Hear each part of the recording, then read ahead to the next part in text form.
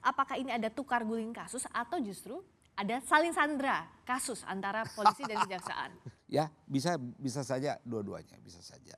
Bisa juga tidak. Saya tidak mau berfokus kepada motif ya. Saya hanya ingin mengatakan ya, penguakan tabir harta yang ada di properti Pak Febri itu, menguak tabir harta yang begitu banyak itu adalah sesuatu yang sangat dahsyat untuk publik tahu, dan semoga publik bisa melihat siapa sebenarnya pelaku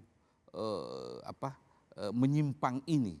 Apakah penegak hukum atau si Polan atau si B.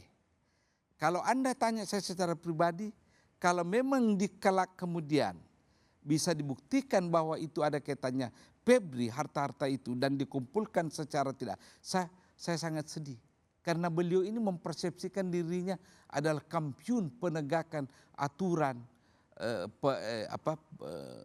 pemberantasan korupsi.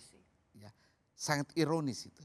Itu adalah langkah maju untuk menguak misteri perilaku para pejabat kita yang bergerak di bidang penegakan hukum. Ya, apapun motifnya.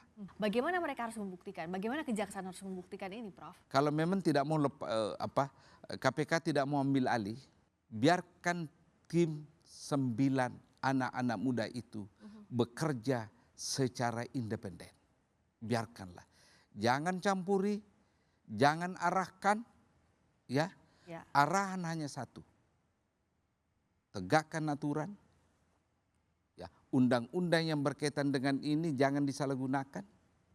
Dan terakhir, jangan pilih kasih. Saya selama adik-adik saya yang 9 orang itu tidak diintervensi, tidak diarahkan, saya kira bisa. Asal jangan ada kepentingan. Jangan ada kepentingan. Anda yakin bisa berjalan kasus ini tanpa intervensi, kepentingan tertentu? Prof Hamid yakin? Disitulah yang membuat saya ragu. Kenapa masih ragu soal ini? Ya karena tetangkelnya ini, saya kembali ke asumsi semula. Uang yang begitu banyak. Pasti banyak kepentingan di sana. Banyak kepentingan di situ. Banyak tetangkelnya kian kemari dan melibatkan aktor-aktor lain. Aktor lain mungkin berhubungan dengan orang tertentu di dalam lembaga penegakan hukum. Wallahu a'lam. Hanya logika aja saya pakai. Uang begitu masif tentu melibatkan berbagai pihak. Dan berbagai pihak itu ya mungkin ada orang tertentu punya kepentingan untuk melindungi. Siapa yang harus diwaspadai? Kenapa? Siapa yang harus paling diwaspadai yang punya kepentingan dalam kasus ini, Prof? Ya pertama penegak hukum sendiri. Jajaran jaksa sendiri. Maksud Anda jajaran kejaksaan? polisi sendiri. Jangan sampai koleganya juga terlibat.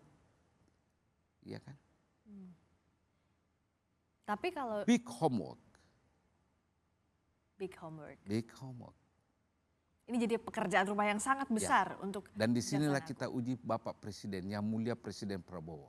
Apa ujian untuk Presiden Prabowo dalam kasus ini? Memberi ya jaminan ke Jaksa Agung agar kalau memang tidak diambil alih oleh KPK, betul-betul bekerja secara profesional. Kan beliau sudah mengatakan akan saya buru koruptor sampai ke Antartika. Tidak perlu Antartika. Dalam wilayah Republik Indonesia yang beliau pimpin.